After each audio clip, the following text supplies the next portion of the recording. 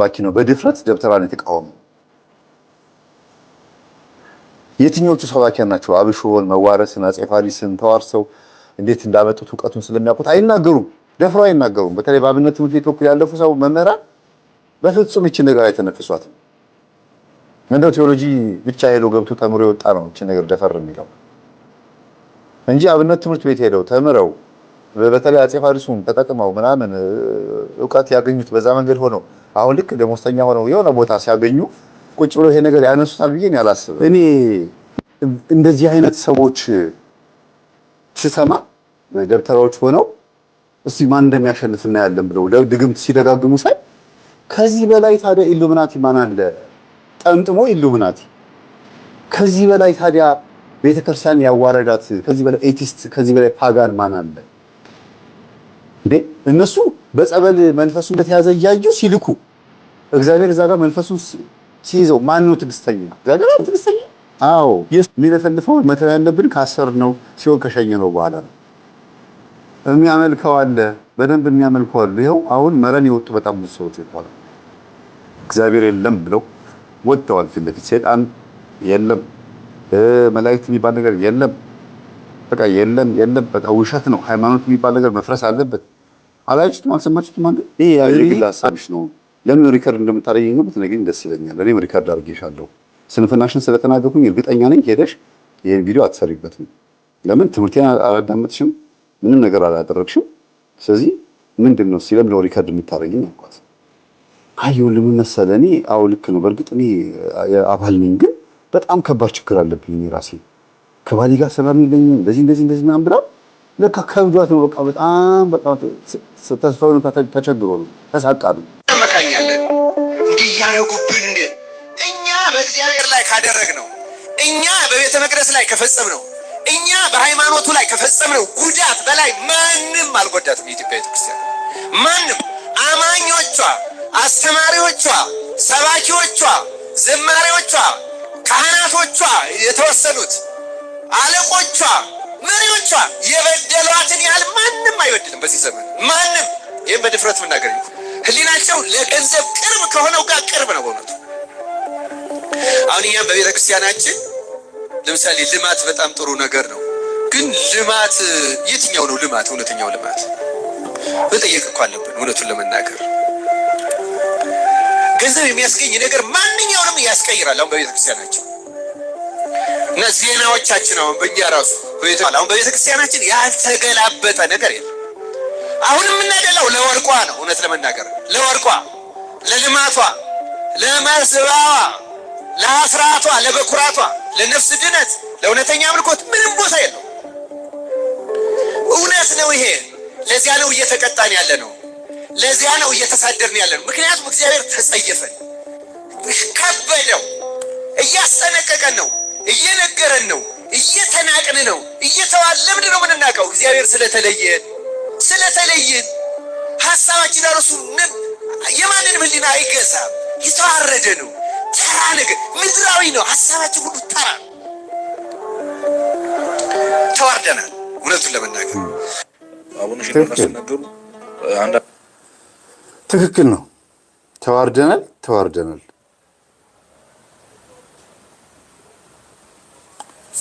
የተናገሩት ነገር ከመናፍቃንና ውጭ ካሉት ሰዎች ይልቅ ውስጥ ያለነው ሰዎች ቤተክርስቲያንን በጣም ጎድተናታል ነው። ያው ነገሩን ሊያገኑት ስለፈለጉ ነው እንጂ ቤተክርስቲያን የበደሏት በጣም ብዙ ሰዎች አሉ ለማለት ነው።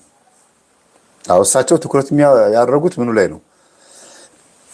እንዲተደረገብን አትበሉ፣ እንዲያውም እኛንን የበለጠ ነገር የጎዳናት ነው ነገሩ። ግን እስቲ የትኛው ሰባኪ ነው በድፍረት ደብተራን የተቃወመ? የትኞቹ ሰባኪያን ናቸው አብሾን መዋረስን አፄ ፋሪስን ተዋርሰው እንዴት እንዳመጡት ዕውቀቱን ስለሚያውቁት አይናገሩም፣ ደፍረው አይናገሩም። በተለይ በአብነት ትምህርት ቤት በኩል ያለፉ ሰው መምህራን በፍጹም እቺ ነገር አይተነፍሷትም። እንደው ቴዎሎጂ ብቻ ሄዶ ገብቶ ተምሮ የወጣ ነው እቺ ነገር ደፈር የሚለው እንጂ አብነት ትምህርት ቤት ሄደው ተምረው በተለይ አፄ ፋሪሱን ተጠቅመው ምናምን ዕውቀት ያገኙት በዛ መንገድ ሆነው አሁን ልክ ደሞዝተኛ ሆነው የሆነ ቦታ ሲያገኙ ቁጭ ብለው ይሄ ነገር ያነሱታል ብዬ አላስብም። የሚቃወሙት ከነበሩ ሊያነሱት ይችላሉ። የተዋረሱት ግን አያነሱትም፣ አይፈቅድላቸውም ውስጣቸው በፍጹም። አንደኛ እንደ ጥበብ ስለሚያዩት ነው። አንዳንዶቹ አንደኛ ደግሞ ሌሎቹ ደግሞ ጥሩ እንዳልነበረ ያውቃሉ የበፊቱ። ስለዚህ በሌት ኮንፊደንስ ገብቷላ የገባ ስላለ ሲቃወሙ የሆነ ድባቅ ይመታቸዋል፣ ደማርጎን የሚያደቃቸው። ስለዚህ አይፈቅድላቸውም ውስጣቸው። ይሄኛውን ፓርት የመናፍስት ሴራውን ፓርት የሚያጋልጥልን መምህር ጠፋ። ደፍሮ ቅጥረኛ የሆነ ቤተክርስቲያን ውስጥ ደሞዝተኛ የሆነ እስቲ ልብ ያለውችን እስቲ ታንፍስ፣ እስቲ ቃወም ይሄን ነገር። እኔ ይሄንን ነው ልናገር የምችለው። እሳቸው ዛሬ እነዚህ ፎቶ ላይ ስላሉት ገንዘብ እንትን ብለዋል፣ ይሄ ያጭበርብረዋል፣ የቤተክርስቲያን ማሰሪያ በሚል ሰበብ ምናምን ተብሎ የተባሉትን ነው ወንድሞችን ነው መልስ እየመለሱ ያሉት። ግን አይደለም፣ ሌላ አለ። ከዚህ በፊት ሊስተካከል የሚገባው በጣም ብዙ ነገር አለ። ቤተክርስቲያን ያዋረዳት ለፖለቲካውም፣ ለዘረኝነቱም፣ ለምንፍቅናውም አሳልፎ የሰጠን ስርዓት አልበኝነቱም ለብዝበዛውም አሳልፎ የሰጠን ቤተክርስቲያን ውስጥ ተለጥፎ ያለ እንደ መዥገር የተጣበቀባት የሚጣባት ይሄ የድብትርና አሰራሩን ነው። በቃ ንስሐ አባቶች ቁጭ ብለው ስልጣና መውሰድ አለባቸው የግዴታ። ያለው ዕውቀታቸው ለንስሐ መስጠትና ለእንትን ለቅዳሴ አሪፍ ነው። በሱኛ ዕውቀት የለንም፣ ይበልጡናል። ግን በዚህ ስለሚበልጡን ምንም አናቅም ማለት አይደለም። እነሱ ደግሞ ሁሉ ነገር አውቀዋል ማለት አይደለም። ዜማውን ያውቃሉ፣ አዎ። መስቀል ይዘዋል፣ አዎ። ለመስቀል የሚያበቃ ስልጣን አላቸው፣ አዎ። ክህነታቸው በጣም የተለየ ክህነት ነው፣ አዎ። የተለየ ክህነት። የምን አይነት ክህነት? ፍጹም የሆነ ክህነት ነው። ከክርስቶስ የመጣ የአዲስ ኪዳን ክህነት ነው። እንዴት አይነት ክህነት ከተባለ ማሰርና መፍታት የሚችሉ አባቶች ናቸው። ከዛ አስቀጥሎ ደግሞ ከተባለ ደግሞ ከክህነት በላይ ምንም አይነት ማዕረግ የለም። ጳጳስም ቢሆን ፓትርያርክም ቢሆን ካህን ነው። በጵጵስና ውስጥም በክህነት ውስጥም በፓትርያርክነት ውስጥም ክህነት አለ። ክህነት ማለት በቃ ትልቁ ማዕረግ ማለት እኮ ነው። በቃ የምድራችን የትኛውም ጠቅላይ ሚኒስትር የትኛውም ንጉስ ቢሾም ክህነትን አይበልጠውም።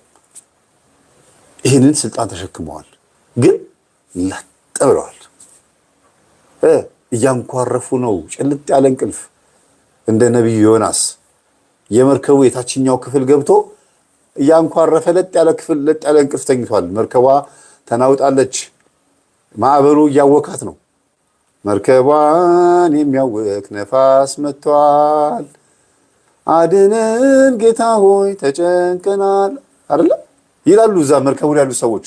ታች ደግሞ ዮናስ ለጥ ብሏል። ዮናስ አገልጋዩ፣ ዮናስ ሰንበት ተማሪው፣ ዮናስ ዲያቆኑ፣ ዮናስ ሰባኪው፣ ዮናስ አገልጋዮችን የሚወክለው ለጥ ብሎ ተኝቷል። አገር ሰላም ብሎ መርከቧ ውስጥ የተኛው ታችኛው ክፍል ምንም አይነት ሁከት የማይሰማበት ውስጥ ነው ያለው። ወጣ ስትሉ ግን ከመርከቧ አናት ላይ ስትሆኑ ግን ለካ ማዕበሉ ድብልቅልቅ ያለ ነው፣ ሌላ ነው። ተጨንቀናል እያሉ ነው። አንተ ተኝተሃል እኛ እዚህ ይሉታል። አንተ ግዳይ ልህምን ይሉታል። እኛ እዚህ ተጨንቀን አንተ ተኝተሃል ይሉታል። መጨረሻ ላይ ተደብቆ ነው ለካ እናንተ ለካ መርከቧን ውስጥ የተኛው እንቅልፍ ብቻ አይደለም። እኔ ኃጢአተኛው እኔ አይሆንም ብዬ እየኮበለልኩ ወደ ነነዌ ሄድ ሲባል ወደ ተርሴስ እየኮበለልኩ ነበረ። ስለዚህ እግዚአብሔር እኔን እየተከተለኝ ነው ማለት ነው ብሎ ማገናዘብ ጀመረ። እጣ ሲጣጣሉ ዮናስ ላይ ወጣበት። ያውም እጣው ሲጣጣሉ ስለወጣበት ነው፣ በልቡ አውቆ አይደለም። መጨረሻ ላይ አንዳንዶቹ ደብተራ ነህ ሲባል አይደለሁም ይልና አሁን ምን ታመጣለህ ይላል። መጨረሻ ላይ ይሄን ድግምት ያደረገው ማን ነው ሲባል እኔ ነኝ አይልም። ለምን? ኃጢአት እንደሆነ ያውቃል። ድግምት መጥፎ እንደሆነ ቤተክርስቲያን እንደማትደግፉ ያውቃል። ይሄን ሐሳብ ቤተክርስቲያን እንደማትቀበለው ያውቃል። የባህል ሕክምናና የደብተራዎች የሥራ ስር ቅጠላቅጠል ፋርማሲ እንዳልሆነ፣ ትክክለኛ ፋርማሲ ኦርቶዶክሳዊ ፋርማሲ እንዳልሆነ ያውቃሉ። ከዛ በኋላ ጥፋት ሲደረግ ሲገኝ በቃ ልክ ሲታወቅ ጸበል ቦታ ላይ ስሙን ጠርቶ ሲጮህ ይደበቃሉ ማለት ነው። እጣው ሲጣጣልባቸው እጣው ሲወጣባቸው እነሱ እንደሆኑ ሲታወቁ የዛን ሰዓት ደግሞ ዱላቸውን ይጀምራሉ፣ መንፈስ መወርወር ይጀምራሉ። ደግሞ እኮ አያርፉም። በቀደም አንዷን ጸበልተኛ ልጠይቅ ሄጄ ነግሬው አለች። እባክህ ስምን ጠርቶ እየጮኸ ነው እንደዚህ ይኸው ከአንተ የመጣ እኔ አይደለሁም ሲላት ጊዜ ከአንተ የመጣ መሆኑ ምልክቱን ልንገራው ይኸው ታሪክህን ነግሮኛል እንዲህ ብሎኛል ብላ ነገረችው። ደግ አደረኩ ሂጂ እኔም እስቲ ማን እንደሚያሸንፍ እናያለን አላት። ከዛ አማትባ በስመ አብ ወወልድ ወመንፈስ ቅዱስ እናንተ በዚህ ልክ ነው ልባችሁ ደንጋይ የሆነው? እናንተ ናችሁ ታዲያ በቤተክርስቲያን ተቆርቋሪ ሆናችሁ ካባ ለብሳችሁ ቤተክርስቲያን ቆማችሁ የምታስተምሩት? አንተ የላከው መንፈስ እኔ ውስጥ እየጮኸ ነው እያልኩህ ማን እንደሚያሸንፍ እናያለን። ጎሽ አቤት ሰው መብራት ሲመጣ ጮኸ። እግዚኦ ማረነ ክርስቶስ ኳስ እንደሚገባ ነው ጮኸው። በጣም ይገርም ነው። በዚህ ልክ ወይኔ ለሌላ ነገር እንደዚህ ብንጮህ እንዴት ጥሩ ነበር። እና እንዴት የቤተ ክርስቲያንን ላይ የሚያቅሰው ለነገሩ ምን ጠምጥሞ ካባ ለብሶ ስለመጣ ነው እንጂ ምንም የቤተ ክርስቲያን ማድረግ የላቸውም። ምንም በክህነት ከሆነ በክህነት ከሆነ ማድረግ ይኖራቸዋል። በህይወት ከሆነ ግን ቤተ ክርስቲያን በፍጹም አይሰብኳትም። በፍጹም እንዴ አይወክሏትም። ቤተ ክርስቲያን እንኳን ማላቋረጥኩት እናንተ እዚህ ጋር እየጻፉልኝ ነው። መምህርዬ እንኳን ማላቋረጥክ እያላችሁኝ ነው። በጣም ይገርማል።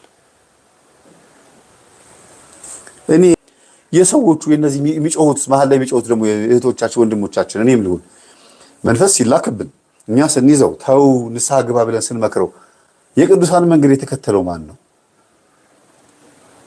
ድፍረታቸው እግዚአብሔር ሰይጣኑን የላከውን ሰይጣን ይዞታል ተብሎ እየተነገራቸው ተይዟል፣ ረፍ ንስሐ ግባ፣ እኛ ስምን ጠርቶ ሊያጋልጥ ይችላል፣ ለመምህር ተስፌም ለመምህር ግርማም ሄደን እንደዚህ ልንናገር እንችላለን ተብሎ እየተነገራቸው ምንም አታመጭም። የልባቸው ትቢት መንፈሱ ነው። ትቢቱ እኮ ካባውን ለብሶ እያለ ጎርደድ እያለ መድረክ ላይ ሲንፏለል ለምድና ከዛ በኋላ እንደው መጥቶ እኮ ቢያንስ መደራደርም እኮ አለ።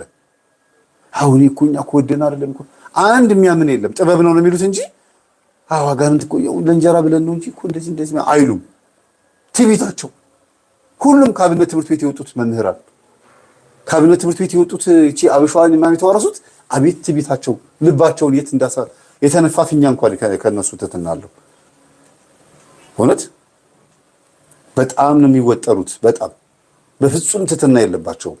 ራሳቸውን ቶፕ ደረጃ ያደርሱና ከስር ያለው በጠርባ ብለው ደግሞ እኛ እኮ አይሉም እናንተ እንዲያረጋችሁ ብለው የሚሰብኩት ሲሰብኩ ራሱ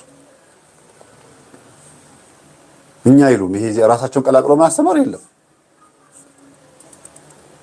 እና በጣም ነው የገረመኝ፣ በእውነት በጣም ነው የገረመኝ።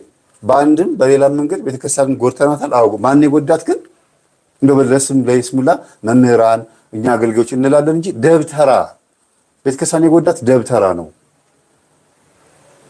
በቃ ሁልጊዜ ምን ወጥሬ እስካሁን አኝኬ ይዛችኋለሁ። በየትም ቤት እኔ የያዝነውን ይዘን ነው እንጂ እኮ ስንት ጉድ እኮ አለ እንላለን። እንደው በዚህ በኩል ዘረኝነት ቤተክርስቲያን እያጠቃት ፖለቲካው በመንግስትም በዚህም በተለያየ አይነት መንገድ ብዙ ችግር ውስጥ ገብታ ቤተክርስቲያን እንዴት አድርጌ እኔ እንደዚህ አይነት ቪዲዮ ለቃለሁ እያልኩኝ ነው እንጂ እኮ በጣም እኮ ከባድ ነው ቤተሰቦች። ለአይምሮ እኮ የሚከብድ ነገር እኮ ነው የምንሰማው። ትደነግጣላችሁ፣ በቃ ትደነግጣላችሁ በእውነት ነው ይሄ። ለዚያ ነው እየተቀጣን ያለ ነው። ለዚያ ነው እየተሳደርን ያለ ነው። ምክንያቱም እግዚአብሔር ተጸየፈን፣ ከበደው፣ እያስጠነቀቀን ነው፣ እየነገረን ነው፣ እየተናቅን ነው፣ እየተዋለምን ነው የምንናቀው። እግዚአብሔር ስለተለየን ሀሳባችን እርሱ የማንንም ሕሊና አይገዛም። የተዋረደ ነው፣ ተራ ነገር ምድራዊ ነው። ሀሳባችን ሁሉ ተራ ተዋርደናል። እውነቱን ለመናገር ሲናገሩ አንዳንድ ጊዜ ሴጣን አጋንንትን እንዲተዉ ያዛቸዋል እንድትጸልይ። ለምሳሌ ድሮ በጣም እንቅልፍ ያስቸግር ነበር። የሆነ ጊዜ በጣም ጎብዛል ይተዋል ሴጣን። በጣም ይሄንን ሜትሩ በጣም የሚገርም ይተውሃል በቃ። እና እንደ ድሮ አይጫጫንም። ተነሰ ጸሎት ታደርጋለህ፣ ሌሊት ልትነቃ ትችላለህ። ከዛ ረዣዥም መንፈሳዊ ስብከቶች ስታዳምጥ እንደ ድሮ አታዛጋም፣ እንቅልፍ አይመጣም። ቤተክርስቲያን ትሄዳለህ። ከዛስ መዝሙር ስትሰማ ታለቅሳለህ። እንደ እንባ ደግሞ የሚሸውር ነገር የለም እና ታለቅሳለህ። ልብህ ይነካል። የምር ለእግዚአብሔር ቸርነቱ ትዝ ይልሃል። ጥሩ ነው፣ ግን ትቶ ነው አንዳንዴ ማወቅ ያለብን ነገር እና ነገሮችም የሆነ ፊክስ ሲሆን ለምን ምናምን ማለት በጣም ጥሩ ነው። ለምን ከዚህ ጠረጴዛና ከዚህ ህንፃ ላይ መውደቅ የትኛው እንደሚጎዳ ታውቃለህ። ደግሞ በጣም ከፍ ባልክ ቁጥር ሪስኩ እየጨመረ ነው። ስለዚህ አንዴ ያሳያል። በጣም የምትመኘው መንፈሳዊ ህይወት በኢሞሽናሊቲ ውስጥ አድርጎ ያሳያል። ብዙ ገዳማት ልትሄድ አሁን አንዳንዴ አርቲስቶች ምናምን ላይ ዘፈኞች አታስተውሉም? አሁን ጀጅ እያደረኩኝ አይደለም፣ ግን ሰምቲንግ ሀፕን አደረገ። ከዛ በቃ ወደ እግዚአብሔር እንደቀረብክ ይሰማል። እንደተሰበረ ዓለምን እንደጠላሃት ይሰማል ለተወሰነ ጊዜ እና በጣም ከፍ ያደረገና ሴጣን ይጥላል። ስትሰበር ያ መንፈሳዊ እውቀት ያልኩ ነገር ስለመሰበር ስለመውደቅ አንዴ ጎበዝ ከሆኑ አንዴ እግዚአብሔርን ካገኙ በኋላ ማጣት የሚባል ነገር መንፈሳዊ የሆኑ ሰዎች ድቀት ፈተና እንደማያገኛቸው ስለነበር አዌርነስ በጣም ተሰበራል። አስቡ ስጋው ደግሞ ከተቀበል ከሳምንት በኋላ ድሮ በጣም ተጣለው የነበረውን ኃጢአት ድጋሚ ስትሰራ ድጋሚ አትቀበል ይከብዳል ማለት ሞክሬው ያለው ሰው እንኳን መቶ ቢመክር ምንድን ነው የምትለው? ወይም ደግሞ ልብህ የሆነ ተስፋ ሊያደርግ ሲል ምንድን ነው የምትለው? አይቼዋለሁ ጥጉ ይሄ ነዋ ነበርኩ አልሆነም የሚል እና ድጋሚ ፓዙን ርዝመቱን ያሳያል። ተራራውን ከተራራ ጫፍ ላይ ብትወድቅ ተስፋ እንኳን የሚሰማ ቀና ብለህ ታየዋለህ። ሐስሉ ትዝ ይላል፣ ፔኑ ትዝ ይላል፣ ሰፈሩ በጣም ትዝ ይላል። ያቺ ጫፍ ላይ ለመድረስ ያደርጋል እና ሌላ ከፍታ እንዳለ እንዲታይ ያደርጋል። ጥጉ ስጋው ደግሞ መቀበል ሳመጓዝ ከዚህ ጊዜ ገዳም መዞር ከዛ ሌላ በጣም የሚያስይዙ ጠቃል ለሰዎች ለእግዚአብሔር ምን ያህል እንደቀረብከው እንድታሳይ በጣም ይገፋፋል። ከወደክ በኋላ ራሱ ያስራል። ከዛ ደግመህ እንዳትሞክረው የሚያደርግ ለምን ባለፈው አላየንሽ መባል ትፈራዋለህ። ባለፈው አላየህ ሄደ ነበረ ምናምን እንዳትባል የሚባለውን ፍርሃት ደግሞ ውስጥ ይፈጥራልና ኮንሽስ መሆን አንድ ነገር ስታደርግ ለምን ምንድን ነው ማለት ትልቅ ነገር እና የምርን መንፈሳዊ ህይወት እንግዲህ ደቡቢና ቸርች አለች። ከዛ ደግሞ እዚህ አስር ያደረገች ልጅ ቤተክርስቲያን እዚህ ገና ፈተና ላይ ናት፣ ትግል ላይ ናት። ዊነሮቹ ከሞት በኋላ ያሉት ቅዱሳን ሰማዕታት ናቸው። አሁን በቃ መንግስተ ሰማያት የገቡ ሰዎች ናቸው። እዛ መውደቅ የለም። ሁልጊዜ ቅድስና ነው፣ ሁልጊዜ እግዚአብሔርን ማመስገን።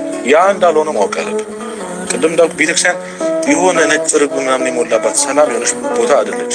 መንፈሳዊት በጣም ሰፈሪንግ ያለው በጣም ፔን ያለው ፔኑ የሚያድን ህመሙ የሚያድን ሰፈር ባረክ ቁጥር ወደ እግዚአብሔር እንድትቀርቡ የሚያደርጉና ስለዛ ህመም አዌርነስ ከሌለ ተሰባሪ የሆነ ነው የምንቀረው እና ሰው ወደ እግዚአብሔር በጣም በቀረበ ቁጥር መቅረብ ብቻ ከዛ መንፈሳዊ ተግባራት የቱፋት የሚባሉ አገልግሎቶችን ማድረጉ ወደ እግዚአብሔር የቀረበ እንዲመስለው ያደርጋል። ከረንት በጣም እያሰብኩበት የነበረው ነገር ሰይጣን ስለ ንስሐ ማሰብ እስካልጀመርክ ካጠገብ ድርሻ ያለው አሁን ገዳም የሚዞሩ ሰዎች ሙሉ ጸሎት የሚያሉ 20 ምናምን ዓመት ጸሎት ይቆዩ ቅዳሴ ስገብሳ ንስሐ ምን እንደሆነ ያውቁ ስጋው ምን እንደሆነ ያውቁ ለምን ያካል ውስጥ ኢጎ ታውቃለህ። አንተ መመገብ አለብህ። በምድር ነው የምትመገበው። የሆነ ጥሩ ነገር እያደረኩ ነው አብዛኛው ሰው ጠዋት አይቆየሽ ሁለት ሰዓት ላይ ጠዋት ቤተክርስቲያን የሚሄደው ሳምንቱን ሙሉ የሆነ እንትን ኃይል ለማግኘት ከእግዚአብሔር ጋር እንደሆነ ይሄንንም እንዳላጎደለ ከዛ ሐስል ታረጋለህ እስከ ቅዳሜ ምናምን ጠዋት ሄደ ቤተክርስቲያን ደርሰህ ስትመጣ ወይ ከስራ በኋላ ተሳልመህ ስላለፍክ እውነተኛውን ህይወት እየኖርክ እንደሆነ ይሰማል። ሰው ራሱን ማወቅ ካልጀመረ ወይም ደግሞ ምን ያህል እንዳመመው ካላወቀ ሐኪም ቤት እንደማይሄድ ሁሉ ከእግዚአብሔር መራቅ እና ደግሞ ይሄ ኖርማል ብለህ የጠራው ህይወት እንዴት እንዳጎሳቆለ ሪላይዝ ካላረከው እንዴት ትቀርበዋል? እና ያቺን በምድር ነው የሚሰጥ።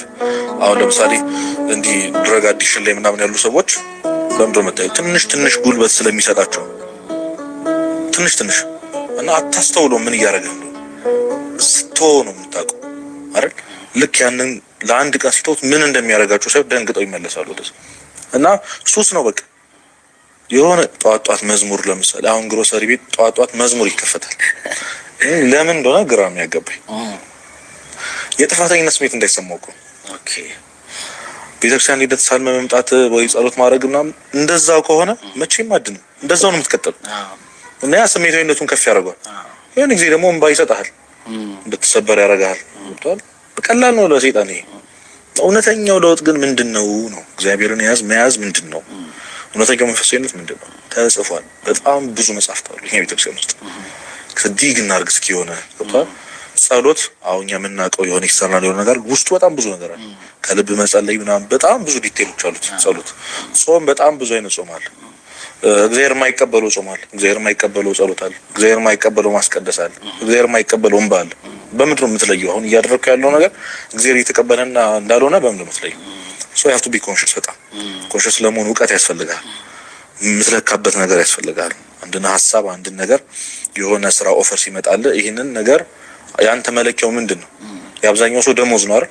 እውነተኛ መንፈሳዊ ሰው ግን እግዚአብሔር ይወደዋል አይወደውም? እግዚአብሔር የሚወደው ምንድነው ካልከኝ ሰው ነው።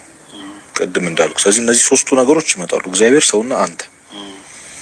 ስለዚህ ብዙ ቦታ ተናግሬያለሁ እንደው ለዚህ ኦዲየንስ ለማቅረብ ያክል ትራያንግል ነው እና ጫፍ ትራያንግሉ ጫፍ ላይ እግዚአብሔር አለ፣ በዚህ በኩል ሰው አለ፣ በዚህ በኩል ደግሞ አንተ አለ። እና እግዚአብሔር እንዲያደርግልህ የምትፈልገውን ነገር ክሎክዋይዝ ነው የሚመጣው ወይ አንቲ ክሎክዋይዝ አላውቅም፣ ብቻ እግዚአብሔር እንዲያደርግልህ የምትፈልገው ነገር አንተ ለሰው ማድረግ አለ። እግዚአብሔር ነው ለሱ እንዳደረግከው ቆጥሮሉ ለአንተ የሚያደርግልህ ማለት እና ያንም ይረዳ ሰው ፍቅር ስለሆነ እግዚአብሔር ከሰው በላይ የሚያስበልጠው ነገር ስለሌለ ሰዎች እግዚአብሔርን በሰዎች በኩል ለማግኘት ትጥራለህ። ስለዚህ የምሰራው ስራ ሰውን እየጠቀመ ነው ወይ፣ ሰውን እግዚአብሔር እንዲያውቅ የሚያደርግ ነው ወይ፣ ተስፋ የሚሰጥ ነገር ነው ወይ፣ ሰውን ፈገግታ የሚመልስ ነው ወይ የሚለው ጉዳይ ቫልዩ በጣም ህይወት ላይ ሚዛን ይደፋል ማለት ነው። እያንዳንዷን ነገር የምትለካበት መንገድ ምን ይሆናል? ስሜታዊነት ነው። ኮንሽስ ነህ፣ እውቀት አለ፣ የሆነ የተጻፈ ነገር አለ። ፍቅር እግዚአብሔር ፍቅር ነው የሚባል ነገር አለ። ስለዚህ የህግ ሁሉ ፍጻሜ ፍቅር ነው። ባልንጀራ እንደራስህ አድርገህ ውደድ። ሰውን ይቅር ካላልከው እኔ ደግሞ ይቅር አልልህም ያለ እግዚአብሔር። ይሄ እውቀት ነው። ባይዙ ካላነበብከው የት ታገኘዋል? ካልተማርከው በምን ታውቀዋል? እግዚአብሔር ነገሮችን የሚመለከትበትን መንገድ በምድር ነው የምታውቀው። በምን ሚዛን ነው የሚመዝነው? መጽሐፍ ቅዱስ የሚባል ነገር አለ። እያንዳንዱ ፍቃዱን የገለጠበት። እዚያ ለውጭ ሀገር እድል መጥቶ ልሂድ አልሂድ የምትለው አንተ ምንድን ነው መለኪያ? ቤተክርስቲያን አለ ምናምን የሚል ሰው እኮ የለም። እዛ አሁን እንዴት ነው ንስሓ ገብቼ የምቆርበው? እዚህ ሀገር ገብቷል። ስንት ቤተክርስቲያን አለ አቅራቢያ ያለ ምናምን የሚል ያለ ሰው ይመስላል። እንደዚህ አይነት ድል ይመጣል። ለዛውም እዚህ ሀገር ሆነ እንደዚህ አይነት ነገር ይሄ ልብ ውስጥ ከሚሰማ መደንገጥና መዝለል ምናምን ውጪ እዚች ጋር የምታስባት ሀሳብ አለች። ስለዚህ እግዚአብሔር ፈቃድ የተገለጠበት ቅዱሳት መጽሐፍትን በማንበብህ ቃለ እግዚአብሔርን በመማርህ ቃለ እግዚአብሔር ራሱ ሚዛን ይሆናል። ስለዚህ በእያንዳንዱ ህይወት ላይ የምታደርጋቸውን መንፈሳዊ ተግባራት ሊሆን ይችላል። እያንዳንዱ ተግባራት በቃለ እግዚአብሔር ልክነት በክርስቶስ ልክነት ስትመዘነው መንፈሳዊነት ይባላል። ያ የምታደርገው ነገር ወይም ደግሞ ህይወት ላይ ድንገት የመጣው ነገር እንዲሰማ ባረገው ስሜት ጀጅ የምታደርገው እኮ ደግሞ ስሜታዊ ነው ይሆን ያለው። ስለዚህ መለየው ምንድነው ካልከኝ መማር ነው፣ ማንበብ አለ። አሁን እንደዚህ አይነት ፖድካስቶችን ስብከቶችን እና መስማት የሚጠቅመው በቃ የሆነ ቀን ያተርፋል፣ የሆነ ብልጭ ይልባል። የተማርካት የሆነ ቃል እግዚአብሔር እንሰው አሁን የተማርከው ነገር ምናምን ትዝ አይልህም። በነገራችን ግን ኢንሲደንታል የሆነ ጊዜ ህይወት ላይ ሲገጥምህ ይገባል። አሁን ወንድማችን በዚህ ልክ የሚገርም ነገር ተናገረ። ስለኛ ትምህርት ቢጠየቅ ደግሞ ምን እንደሚመልስ ደግሞ እስቲ ኢማጂን አድርጉ። በጣም አሪፍ ነው ንግግሩ፣ ደስ አይልም? ሊያውም ሲጀምር ሰይጣን በጣም ብልጥ እንደሆነ እዚህ ላይ የተጻፈው ርዕስ ይላል። ሰይጣን እናንተ ጋር ተገልብጦ ስለሚታያችሁ ነው። ሰይጣን እንድትጸልይ ይተዋሃል፣ አስተማሪ ትምህርት ነው ይደመጥ አሉ። የለቀቀውም ሰው ተማርኮበታል በስብከቱ።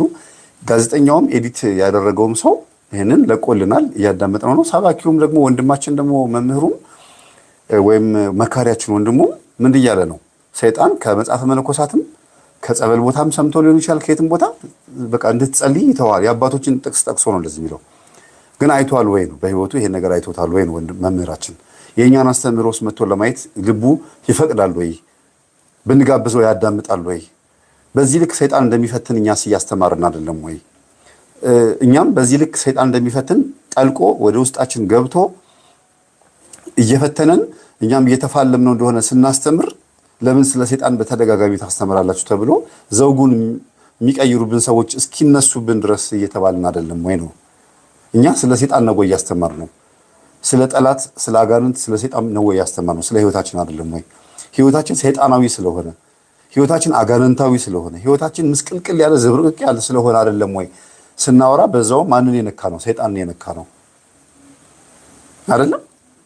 ስለዚህ እስቲ የሚናገረውን ቃላት እና እኛ የምናስተምረውን ትምህርት አመጣጥ አልወደዳችሁትም? እናንተ አሁን ገና ሲናገር መምህር ስለዚህ ልጅ ጥሩ ነገር ነው የሚናገረው ብላችሁ አላስተዋላችሁ? አሁን መጥፎ ነገር ከዚህ ልጅ ላይ ማውጣት ይቻላል? ስለማን ስለነሳ ነው? ስለ ህይወታችን ትክክለኛውን ነገር ነው የተናገረው። ከማን ነው ይሄን ሐሳብ ያመጣው? ከመጽሐፍት፣ ከአባቶቻችን፣ ከመጽሐፍ ቅዱስ፣ ከማሪሳቅ፣ ከአረጋዊ፣ ከመንፈሳዊ፣ ከፊልክሲዩስ፣ ከነዚህ ከመጽሐፍ መነኮሳትና ከመጽሐፍ ቅዱስ፣ ከገድላት፣ ከስንክሳር፣ ከአባቶቻችን እየጠቀሰ ነው ሲያስተምር የነበረው። ሙሉ ኢንተርቪውን ስሙት፣ ደስ የሚል ትምህርት ነው። ግን እኛ የምናስተምረውን ትምህርት እንዴት ታየዋለህ ቢባል ምን የሚመልስ ይመስላችኋል? እስኪ ምን የሚል ይመስላችኋል? እኛ በየቀኑ ሰዎች ስለተደገመባቸው ስለተመተተባቸው ደብተራዎች ቤተክርስቲያን እንዴት እንደጎዷት ጠንቋዮች ጋር ሄዶ ባዕድ አምልኮ ማምለክ እንደሌለባቸው ጨሌ መጣል እንዳለባቸው ከዛ ደግሞ ከዚህ ህይወት ወጥተው ንስሐ እንዲገቡ እንዲጠመቁ ቅዱስ ቁርባን እንዲቀበሉ እንዲሰግዱ መንፈሳዊ እንዲሆኑ ጠላታቸውን በተጠንቀቅ እንዲጠብቁት እንዳያምኑት እንዳይዘናጉ ጸልያለሁ ቆርቤያለሁ ሰግጃለሁ ብለው እንዳይዘናጉ ተመልሶ ሊመጣ እንደሚችል ስንናገር አይደል እንዴ? አንድ ጊዜ ሂድ ካላችሁት በስማም ካላችሁት ይርቃል፣ ሰይጣን አቅም የለውም፣ በእኛ ላይ ጉልበት የለውም ብለዋል መምህራን የሚያስተምሩት። እስቲ አባ ገብረ ኪዳንን ትምህርትና የዚህ ልጅ ትምህርት ጎን ለጎን አጋችሁ አስተምሩት። ይስማማል? አይስማማም። ወንድማችን ሊወዳቸው ይችል ይሆናል። እሳቸው ያስተማሩትን ትምህርት አዳምጦ ግን ሙሉ በሙሉ እንዳለ ትክክል ነው ሊል ይችላል። ይሄንን በመሰለ አንደበቱ በተናገረበት አንደበቱ ዛጋ ያለው የእሳቸው ንግግር እሳቸውም ራሱ ብዙ ስብከት ለቀዋል። ሁሉም ስብከቶቻቸው ላይ ስለ አጋንንት ያላቸው አስተሳሰብ በጣም የተለያየ ነው። በጣም የሚገርመው ነገር እንደው ካህን ስለሆኑ በረከታቸው ይደርብን፣ መምህር ስለሆኑ ይባርኩ፣ ካህን ስለሆኑ ይባርኩ እንላለን፣ መምህር ስለሆኑ ከትምህርታቸው በረከት ይደርብን እንላለን። ግን በአንዱ በኩል ላይ አቅም የለውም በስማም ስትሉት ይሄዳል፣ አጋንንት አለብኝ አትበሉ ብሎ ያስተምሩና በሌላ በኩል ደግሞ ሰይጣን ቀልድ መስሎሃል እንዲህ አድርጎ ጉድ ያደርግሃል ይላሉ። ደግሞ ለምንድን ነው ስብከታቸው የማይስማማው? እርስ በርስ አይደለም ከዚህ ልጅ ጋር የእሳቸው ስብከት በራሱ እርስ በርስ ለምን ይጣላል? ለምን ነው በዚህ ልክ እንደዚህ የተጋጨ ነገር የሚናገሩ ሲባል ያልተነካ ግልግል ያውቃል። ወይም ደግሞ ጸበልተኞችን መተው አያዩም፣ የታመሙትን ሰዎች መተው አያዩም፣ በዩቲዩብ ካለው በስተቀር ጉዳታቸውን አያዩም። ኢትዮጵያ ውስጥ እየተመለከ ያለውን መንፈስ ይወቁት አይወቁትም አላውቅም፣ ግን በጣም ትውት አድርገውታል የሚለፈልፈውን። አዎ የሚለፈልፈውን መተው ያለብን ካሰር ነው ሲኦል ከሸኘ ነው በኋላ ነው። የሚያመልከው አለ፣ በደንብ የሚያመልከው አሉ። ይኸው አሁን መረን የወጡ በጣም ብዙ ሰዎች ወጥተዋል እኮ እግዚአብሔር የለም ብለው ወጥተዋል። ፊት ለፊት ሰይጣን የለም፣ መላእክት የሚባል ነገር የለም፣ በቃ የለም፣ በቃ ውሸት ነው። ሃይማኖት የሚባል ነገር መፍረስ አለበት። አላያችሁትም? አልሰማችሁትም? አንዱ እኔ አለ ኤቲስቱ ኢንተርቪው ሲደረግ አንድ የሆነ በጣም ክፉ የሆነ መንፈስ ያረፈበት ሰው አለ። ምን አለ? እኔ አለ ኢንተርቪው እየተደረገ ሲናገር በጣም በስሜታዊነት የሚናገረው አገርን የመምራት ስልጣን ቢሰጠኝ መጀመሪያ የማፈርሰው ሃይማኖቶችን ነው አለ። ሶሻሊስት እነ ሌኒን እነ ማርክስ እነ ኤንግልስ የነበሩበት ዘመን ማለት ነው። ሶስቱ ስላሴ ተብሎ እስኪጠሩ ድረስ ስም ይወጣላቸው ማለት ነው። እና ሃይማኖቶችን ማፈርሰው ብሎ ሲናገር ይሄ ሰውዬ ምንድነው የገባው? ምንድነው ላይ ያለው የጥልቁ መንፈስ እንዴት ነው እሱ ላይ የሰረጸበት ብላችሁ ታስባላችሁ? ሰይጣን ደግሞ በዚህ ልክ ወንድማችን እንድትጸልይ ይተዋሃል።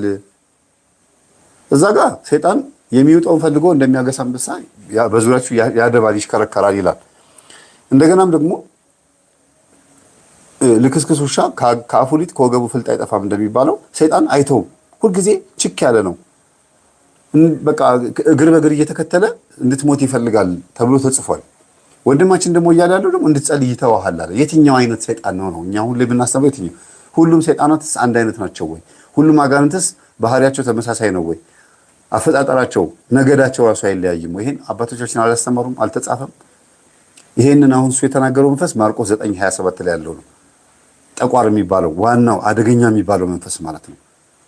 በጣም ሲስተማቲካሊ የሚጠቀመው መንፈሳዊ ሰይጣን ይባላል። ይሄ ሰይጣን ዳዊት ደጋሚው ብለው ይጠሩታል ደብተራዎች። ዳዊት ደጋሚው እኔ ጠቋር ነኝ እኮ አስቀዳሹ ቅዳሴ የማስቀድሰው ቆራቢው ይላል። ደግሞ ቆራቢ ነኝ ይላል። ደግሞ ከቆረቡ በኋላ ኃጢአት ስለሚያሰራ እኮ ነው። ቆራቢ ሆኖ አይደለም ግን የሰይጣን ቆራቢ ኖሮ ሳይሆን ሰዎች እስከ ቁርባን እንዲደርሱ አድርጎ ያዳቆነ ሰይጣን ሳያቀስ ሳይቀርም እንደሚባለው ጥግ ደረጃ አድርሶ የሚጥለው ማለት ነው። ይሄንን ነው ጾም ጸሎት ያስፈልገዋል የተባለው። ስለዚህ እንድንጸልይ አስቡት። የሚተወን ከሆነ ሰይጣን ጸሎታችን አላቃጠለውም ማለት ነው። እንደ ወንድማችን ንግግር ከሆነ ጸሎታችን ሰይጣንን እንኳን ሊያቃጥል እኛ ራሳችን አልገባንም ማለት ነው ጸሎቱ።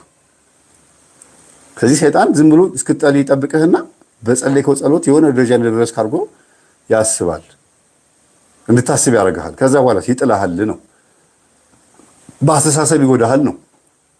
በጣም የሚገርመው ነገር ከተናገረው ንግግር ውስጥ ደግሞ የሚገርመው ነገር ይተዋሃል ብቻ አይደለም ያለው።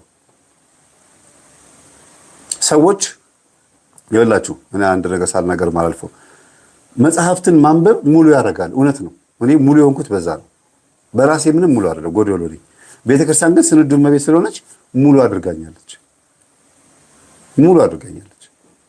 እንዲገባኝ አድርጋን ያስተማረችኝ። በምን? በመጽሐፍቶቿ። በሰባኪ አይደለም፣ በመጽሐፍቶቿ። በእውነት በሰባኪማ የግል ስሜቱን እየተነፈሰ ሁሉም የግል ሐሳቡን እየተናገረ ጉድ አደረጋት ቤተክርስቲያን። እየቀላቀለ ማለት ነው። ይቀላቅላል። ትክክለኛ የሆነውን የቤተክርስቲያናችንን ትምህርት ተምረውታል። የተማሩትን ግን ሲያስተምሩት ግን ይቀላቅላሉ። ከራሳቸው ሐሳብ ጋር ይቀላቅሉታል። እና ይሄ ወንድማችን ሰይጣን ይተዋሃል፣ ዝም ይልሃል። ያ አንተ ራስህን የምትጥለው እና ራስህን የምታስብበትን ሐሳብ ነው እንድታሳድግ የሚነግርህ ብሎ ነው የተናገረው። ይሄ በትክክል የተጻፈ ነገር ነውና ብዙዎቹ የወደቁበትን መንገድ ነው የነገረን ምክሩ በራሱ። እና እኔ በጣም ወድጄዋለሁ። ጥሩ ነው። ግን ጥያቄም አቀርባለሁ። ይሄ ልጅ የእኛን ትምህርት ሲያዳምጥ ምን ሊል እንደሚችል በጉጉት ነው የምጠብቀው። እንደው ቲክቶክ ካለው መልስ ቢሰጥበት። ሁልጊዜ እኛ እየጮህን ያለ ነው ስለምን እንደሆነ እንደሚያውቅ እርግጠኛ ነኝ። ያውቀናል ብዬ አስባለሁ። ትምህርቱን ያውቀዋል። ሚዲያ ላይ የራሱ ቲክቶክ ኖሮት ለመከታተል ባይገባም ግን የሆነ መረጃችንን በየቀኑ ስለሚወጣ ይሰማል። እና ትውልዱ ተይዟል። በዚህ ልክ የምናስተምረው ትምህርት ተረት ተረት ነው ወይ? የምናስተምረው ትምህርት የሰው ህይወት አይደለም ወይ? እንደዚህ ጥበበኛ ከሆነ ሰይጣን እንደዚህ ኃይለኛ ከሆነ እንዴት ነው ውስጥ ታዲያ መኖር ያለብን? እንድንጸልይ ሰይጣን የሚተወን ከሆነ እንዴት በቃ ጸሎቱን መተው አለብን ማለት ነው? አሁን ዛሬ ማታ ለምሳሌ ስጸልይ፣ ነገም ስጸልይ፣ እንዴም ስጸልይ ሰይጣን ትውት ካደረገኝና ቀን ጠብቆ ሊያጠፋኝ ከፈለገ በመሃል እግዚአብሔር ጣልቃ ይገባል? በዛው ሊቀጥል አልችልም? ይቻላል። ስለዚህ ምንድነው ወንድማችን ዝም ይልሃል። ስትጸልይ ራቅ ብሎ ይከታተልሃል። ምንህን ስላወቀ፣ ውስጥህን ልብህን ስላወቀ፣ ጨንቆህ ነው ፈርተህ ነው የጸለይከው፣ ዓላማህን ያውቀዋል። አንተ እንኳን የማታውቀውን እሱ ያውቃል። እና ዝም ብሎ ሰዎች ማተብ አስረው ነጠላ ለብሰው እንደፈለጉ የሚንቀሳቀሱበትን ላይፍ ትርጉም የለሽ እንዲሆን የሚያደርገው መንፈስ ይሄ እንደሆነ ነው ከወንድማችን የተማርነው። እንዲሁ ምን በላው የምንጠጣው ምግብ ልክ በሰዓቱ 6 ሰዓት ሲሆን ቁርስ ሲሆን ምሳ 4 ሲሆን ምን በላው ምግብ እንደምን በላው አይነት ነገር አድርገን አናስበው። መንፈሳዊ ህይወት በጣም ከባድ ነው በእውነት። ቤተክርስቲያን ስትገቡ አለ ልክ መንፈስ ቅዱስ ያለበት ቦታ ስለሆነ ብቻ ሁሉ ነገር ሰላም ነው ብላችሁ አታስቡ። እዛም ፈተናና መከራ አለ። ቤተክርስቲያን ውስጥ ስትገቡ ሰላማዊ ስሜት እንዲሰማቸው የሚያደርገው የእናንተ አመለካከት ነው። ይሄ የእግዚአብሔር ቤት ነው ስትሉ ነው እንጂ እዛም ችግር ይኖራል። በማን በኩል ነው ታዲያ ችግር ያለው? በመጽሐፍቶቹ በኩል ነው አይደለም። በቅዳሴው ላይ ነው አይደለም። በአገልጋዮቹ ላይ ወይም ደግሞ በሚመጣው ምዕመን ላይ፣ በአስተዳደር ላይ፣ በአገልግሎት ላይ ነው ችግር የሚኖረው። ስለዚህ ፈተና አለ ሁሉም ቦታ ላይ። አንድ ጊዜ ከቆረብን በኋላ መልሰን እንዳንወድቅ አድርገን መኖር እንችላለን ሲል ሰምታችሁታል? አዎ፣ እንዳንወድቅ አድርገን መኖር አንችልም፣ ግን መኖር ይቻላል። እኛ ግን መኖር አቅቶናል። ለምን ሲባል ፈተናው ይሄ ስለሆነ፣ የአጋንንት ፈተና ስለሆነ። የስጋ ፈተና ብቻ አይደለም ያለው፣ አጋንንት ያደባል፣ ይጠብቃል ማለት ነው። በዚህ ልክ ነው እና ፈተናን መቋቋም እንችላለን። ማንን ይዘን? እግዚአብሔርን ይዘን። የትኛውን ፈተና? የስጋ ፈተናችንን፣ የአጋንንትን ፈተና መቋቋም ይቻላል። እንደዚህ ፖድካስት ላይ መተው ረጃጅም ስብከት ሲሰብኩ ሲያስተምሩ ሰይጣን በዚህ ልክ እንደሚፈትን ከአባቶቻችን መጽሐፍት ከህይወቱም ተሞክሮ ሊሆን ይችላል። እንደዚህ ጸጥ ብሎ የሚጠብቅህ ሰይጣን እንዳለ፣ ከዛ ቀን ጠብቆ ደግሞ በጠረባ የሚልህ ሰይጣን እንዳለ መናገር ከተቻለ ትክክል ነው ትምህርታችን ማለት ነው። እንዳታምኑት ልትጠባበቁት ይገባል። በዚህ ስትሉት በዚህ ይመጣባቸዋል። ጨሌ ምናምን የምታመልኩ ቤተሰቦችማ በጣም ከባድ ችግር ውስጥ ነው ያላችሁት። ቶሎ ካሁኑ ውጡ ብለን የምናስተምረው ትምህርት ትክክል ነው ማለት ነው። ስለዚህ ልንደመጥ ይገባል ብቻ ሳይሆን ልታዳምጡት ግድ ነው። ስሙን ብቻ እያልን ያለ ነው። ራሳችሁን ስታዳምጡት ወደኛ ትምህርት ትመጣላችሁ። ራሱ አስተምህሮ እንደዛ ነው የሚያመጣው። ውድቀት ከመቆም ነው የሚጀምረው አይደል? ሰው ቆሞ እያለ ነው እኮ አይደል እንዴ? ከዛ ወደቀ ሲባል ሲወድቅ ነው ወደቀ የሚባለው። ስለዚህ መጀመሪያ ሁላችንም የወደቀን አልነበርንም። እንኳን እኛ አጋንንት እንኳን መጀመሪያ የወደቀ አልነበረም። እግዚአብሔር የሚወድቅና ተራ ነገር አልፈጠረም። እግዚአብሔር ከንቱ ነገር አልፈጠረም። የማይጠቅም ነገር አልፈጠረም። ዝንብ ራሷ እንኳን በእግዚአብሔር አይን ትጠቅማለች፣ ለእኛ ግን አትጠቅመንም። እባብ ይጠቅማል፣ ለእኛ ግን አይጠቅመንም። አስተምር ለአንክሮና ለተዘክሮ ስለሆነ ማለት ነው። ማንም ሰው የትኛውን ፍጥረት በየትኛው ብሔር ላይ ያለ ሰው በዚህ ልክ ደግሞ ስታስቡት የክርስቶስ የማዳን አስተምሮ ይገባዋል ለዛ ሰው። ያንን አስተምሮ ደግሞ እንዳንሰማ ሰይጣን በዚህ ልክ እንደዚህ ወጥመድ ሆኖብናል ማለት ነው። ስለዚህ አስቡት እየጸለይን እያለ ሰይጣን ዝም ብሎ ሲታገሰን አጠገባችን ቆሞ ድፍረቱ ጥንቃቄውስ ብልሃቱስ ዘዴውስ ራሱ ቅዱሳን አባቶቻችን በገዳም ሆኖ እየጸለዩ አጠገባቸው ሆኖ ይጠብቃቸዋል። አንድ ቀን ይሳሳቱልኝ ይሆናል ብሎ መጠበቅ። በዚህ ልክ ሰይጣን ተንኮለኛ ነው። እኛስ እሱ በዚህ ልክ ተንኮለኛ ሆኖ ከተጠባበቀ እኛ እግዚአብሔር እንዴት ነው ማንጠባበቀው? የዋህና ገሮች ለመሆን። ስለዚህ ወንድማችን የተናገረው ነገር ትክክል ነው ማለት ነው። በጣም በጣም ወሳኝ ነገር ነው የተናገረው። ግን ትምህርታችንን ሲያዳምጠው ምን እንደሚሰማው ማወቅ እፈልጋለሁ። በነገራችን ላይ ትናንትና አንድ እህታችን የምክር አገልግሎት ፈልጋ በሰው አስደውላ እኔ ጋር አግኝታኝ ነበርና ትምህርቴን አዳምጣ አታውቅምና ምከረኝ ብላ መጣች። እና ምንድነው መመክርሽ እስቲ ያልኳት እና እንደዚህ አስቤያለሁ ብላ የራሷን ችግር ነገረችኝ። እና ትምህርቴን ታዳምጫለሽ አልኳት። አይ አላዳምጥም። ለምን ደግሞ አትሰሚው አልኳት። እኔ ወደ እኔ ላኩሽ ሰዎች አዳምጪ አላሉሽም ወይ አልኳት። አይ አዳምጪ ብለውኛል፣ ግን ከአንተ ከኦሪጂናሉ ስማ ብዬ ነው አለችኝ። አይ አዳምጪ ያሉሽ ትምህርት ምን አይነት ትምህርት ነው አልኳት። ትምህርት አይደል እንደማንኛውም ትምህርት ማማለችኝ። እሱ ልክ ነሽ፣ ግን ትምህርቱን ከሰማሽ በኋላ ቢሆን ደስ ይለኛል። ምክንያቱም እኔ የማስተምረው ትምህርትና አንቺ የምትረጅበት መንገድ ሊለያይ ስለሚችል እንደው እንትን ባይሆን ደስ ይለኛልና ዝም ብዬ ባላማክርሽ ደስ ይለኛል አልኳት። አይ ግድ የለም እኔ ሐሳብን መስማት ነው የፈለኩት አለችኝ። ከዛ እሺ ጥያቄሽ ምንድነው አልኳት። ጥያቄዋን ጠየቀችኝ፣ መለስኩላት። ኦዲዮ ላይ እኔ ጋር ኦዲዮ ላይ ስላለ ነው እሺ የምነግራችሁ። አሁን ማወጣው ስለሆነ ነው። ትጠብቃለህ ከፊታችን እሷም ትጠብቃለች። እና የምጠይቀኝ ጥያቄ ግን ኒውትራል ሆና ነው የሚመስለው። እኔ ይኸውልህ ትምህርትን ባላዳምጥም ግን እንደዚህ አይነት ነገሮች ምናምን ሐሳቦች አሉ ይማምታችና ሳትሰሚው ትምህርቴን እኔ እንዴት ልታቂኝ ትችያለሽ? ቲክቶክ ላይ ይመጣልኛል። ቲክቶክ ላይ እኮ እኔ አልለቅም። ይኸው ግቢና ቲክቶኬን እዩ። ከለቀኩ ራሱ 3 ወር 4 ወር ሆኖኛል። እና ተማሪዎቼ ናቸው ቪዲዮን የሚለቁት። ሙሉ ትምህርቱን ሲያዳምጡት የገባቸውን ነገር ነው ቆርጠው የሚለቁት። አንቺ ደግሞ የሰማሽው የተቆረጠ ቪዲዮ ነው። ለምን ሙሉውን ገብተሽ አታዳምጪም ስላት ዩቲዩብ አለህ እንዴ ነው ያለችኝ። ከዛ አዋለኝ ምንድነው የሚያሽ? እኔ ጆርናሊስት ጋዜጠኛ ነገር ነኝ ምናምን አለችኝ። እኔም ገብቶኛል። ሪከርድ እያደረግሽ እንደሆነ እረዳለሁ። ያው እኔም ደግሞ ሪከርድ እያደረኩሽ ነው ስላት ደነገጠች። እና ታዲያ በጋዜጠኝነት ደረጃ እንኳን አንዲት ሴት ኢንተርቪው ለማድረግ የሆነን ሰው ወይም ደግሞ ለመጠየቅ ስትመጣ እንዴት ዩቲዩብ እንኳን እንዳለው ያ ሰባኪ እንዴት ማወቅ ያቅታታል? እንዴት አታውቅም?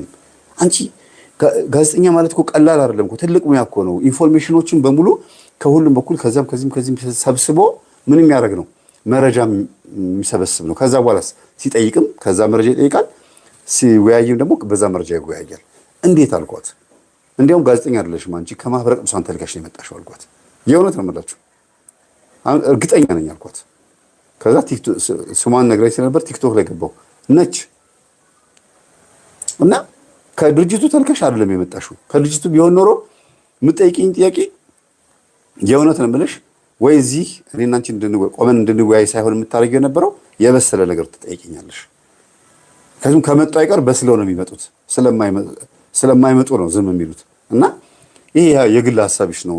ለምን ሪከርድ እንደምታደርጊኝ ግን ብትነግሪኝ ደስ ይለኛል። እኔም ሪከርድ አድርጌሻለሁ። ስንፍናሽን ስለተናገርኩኝ እርግጠኛ ነኝ ሄደሽ ይሄን ቪዲዮ አትሰሪበትም። ለምን ትምህርቴን አላዳመጥሽም፣ ምንም ነገር አላደረግሽም። ስለዚህ ምንድነው እስቲ ለምን ሪከርድ የምታደርጊኝ አልኳት። አየሁ ለምን መሰለህ እኔ አዎ ልክ ነው በእርግጥ እኔ አባል ነኝ፣ ግን በጣም ከባድ ችግር አለብኝ እኔ ራሴ ከባሌ ጋር ሰላም የለኝም እንደዚህ ምናምን ብላ ለካ ከብዷት ነው በጣም ተቸግሮ ነው ተሳቃ ነው። ከኔ ጋር በመታየቷ ራሱ ግራና ቀኝ ታያለች ምን ትላለች። እኔ አብረን በመቆማችን አፍራብኝ እኮ ነው። ከሱ ጋር ታይተሻል እንዳትባል አየንሽ እንዳይሏት። በዚህ ልክ እንዴ የምናስተምረው ትምህርት የእግዚአብሔር ቃል እኮ ነው እንጂ ምን ነካሽ እንዴ? ገብተን ስጋ ወደሙ የምንቀበል ልጆቻችን የምናቆርብባት ቤተክርስቲያን ያለችን የክርስቶስ ደም ይፈሰሰልን እኮ እኛም የእናንተ እህትና ወንድሞች ነን እኮ። ምንድነው በዚህ ልክ መሸማቀቅ?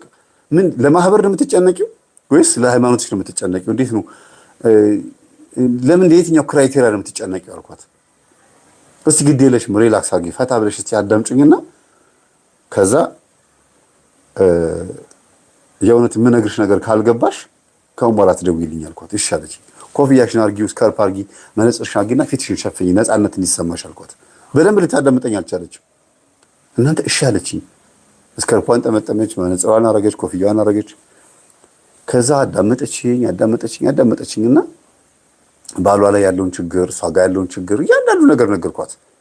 ታሪኳን ከነገረችኝ በኋላ ማለት ነው ሁሉ ነገር ነገርኳት። ከዛ ከምን እንደመጣ ኢቭን መሪጌታ ደብተራ የሆነ ጓደኛ ነበረው የሚለው ነገር በኋላ ላይ ነው ያመጣችልኝ። እንዳይወልሽ እንግዲህ እዛ እናንተ ጋር አገልጋይ ከሆነ ባለቤትሽ እንደዚህ ጓደኛ ከነበረው በትዳራችሁ ሊቀና ይችላል። ሚዜያችሁም እንደዚህ ከነገረችኝ አንፃር በኋላ እየገመተች እየጠረጠች ስታወራኝ በጣም የደነገጠችው ማለት ከአይምሯ በላይ ሆነባት።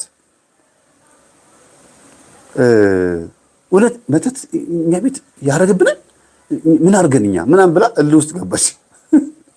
ምንም ባታረጊም ሰይጣን እናንተ ቤት ይመጣል። ቅናት፣ ተንኮል ፈልጎ ሰይጣን እናንተ ቤት መምጣት አይቀርም አልኳት። ደህና ደሩ ብሎ ጻፉ እና የእውነት ነው የምልሽ አሁን ገብተሽ ዛሬ ሆኖ የጸሎት ቤት ስሪ ባለሽ ላይ ከዛ በኋላ ያለውን ለውጥ ንገሪኝ አልኳት።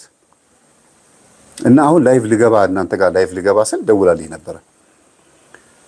መምህር አለችኝ። አቤት አልኳት። ባለቤቴ ነግሮ ነው መጣለች። ዛሬ ነው ጸሎት ክፍሌን ሰራሁት፣ ዛሬ ተቆጥቶ መጣለች። ጓሮ ሆኜ ነው ማዋራህ አለችኝ። በጣም ደነገጠች። ምን አልኳት። እኔ እንጃ እንደዚህ ጭራሽ በዚህ ባህሪ አይቼው አላውቅም። ተይ እባክሽ ምናምን እያለ እየተመናጨቀ ነው የገባው። ዛሬውኑ ችግር ገጥሞታል፣ የሆነ ችግር ገጥሞታል ስራ ቦታ ላይ ይመስለኛል። እና እንደዚህ ሆኖ አያውቅምና በስልክ እየተጨቃጨቀ ነው ቤት ውስጥ አሁን እያወራ ነው አለች። ምንም ነገር እንዳትፈሪ ተጀምሯል ማለት ነው አልኳት። በጣም ይገርማል። ሆኖ የማያውቅ ሰው ሆነ። ይሄ ለሷ ትልቅ ምልክት ነው። ገባት ማለት ነው። ይሄ የሚያሳየው አልኳት። እኔ አሁን ምን መቁጠሪያ ሰጥቼሻለሁ አልኳት። አልሰጠኸኝም። ምን አይነት ትእዛዝ ነው ያዘዝኩሽ? በቃ ስገጂ ነው ያልከኝ አለችኝ። በቃ ጀምሪ አልኳት። አሁን እንግዲህ ነገ ከነገ ወዲያ ደግሞ የምንሰማውን ደግሞ እናያለን። እንፋታ እስኪላት ድረስም ሊመጣ ይችላል። ከዛ መምህር ተስፋ ያፋታት ጸሎት ክፍል ስለሰራች እንፋታ ስላላት መምህር ተስፋ ያፋታት ደግሞ ሊሉ ይችላሉ። እሷም በዚህ ልክ ኮንፊደንስ ኖሯት ስለምትሄድ ማለት ነው። አጅሬው ሲጋለጥ እንደዚህ ነው የሚጀምረው። ምናልባት ባለቤቷም እዛ ውስጥ ተሳትፎ ሊሆን ይችላል። እሷም በመስተፋቅር አግብቷት ሊሆን ይችላል። ላታቅ ትችላለች። ይሄን ጓደኛውም የሱ የባሏ ጓደኛም ደግሞ ታንሶበት ሊሆን ይችላልና አሁን ቤተክርስቲያን ከባድ ትኩሳት ውስጥ ነች ያለችው። እጅግ ከባድ ትኩሳት ውስጥ ነች ያለችው። የትኩሳቷ ምንጭ ግን ማን ናቸው? አገልጋዮች ናቸው።